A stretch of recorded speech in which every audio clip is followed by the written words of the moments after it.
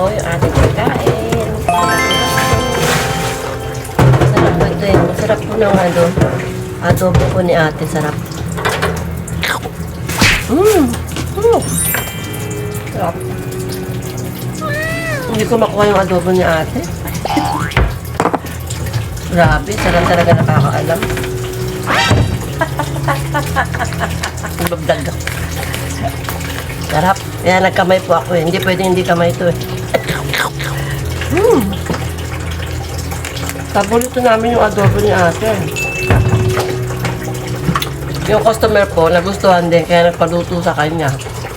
O diba? Nadalan pa. Thank you ate. Sarap. Kaya yung mukha natin doble. Sarap kumain po Sarap po.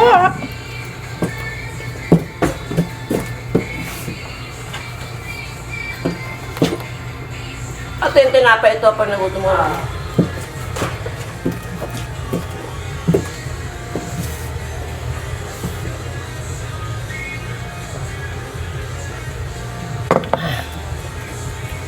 Napakasarap. Tayo kasi may kanya-kanya tayong pagluluto. Kaya ito sinabi sa akin yung paggawa nito. Sabi niya, ano lang daw, toyo. Toyo, kalaman, lemon.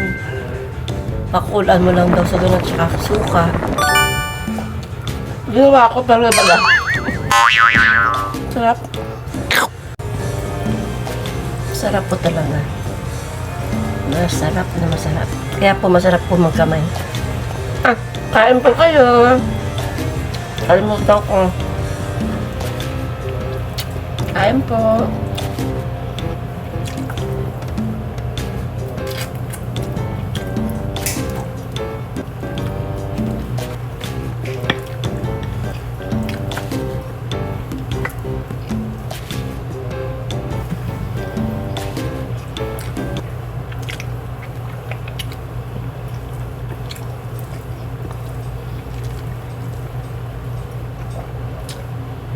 Noon mukhang kulang yung kanin ko. Tama na to kasi pinagbawal na sa akin ng doktor ko yung kanin. Pinagbawal na po sa akin ng doktor ang kanin. Kaso mo diba, pag ganito yung ulam, adobo sa iga, naku po, harap.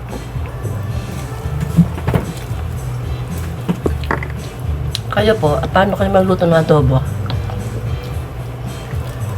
Adobo ni ate the best.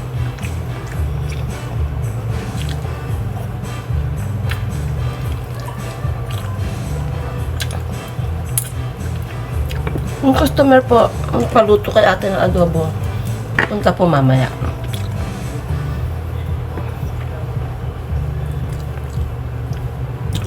Pupunta para sa adobo ni ate. Tama na itong kanin ko.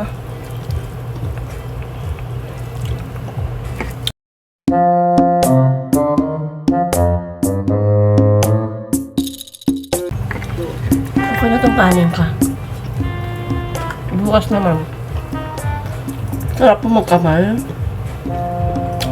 Sarap magkamay. Lalo po pag ang ulam mga ganito, yung iga-iga. Naku. Ang sarap.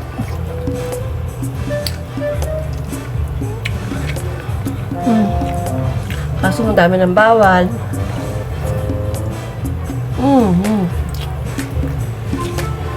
Hindi mo talaga kapilihan hindi kumain ng kanin. Lalo pag ito yung ulam, nabalik-balik ako paulit-ulit. Sarap. Pero tama na itong kanin ko, bukas naman.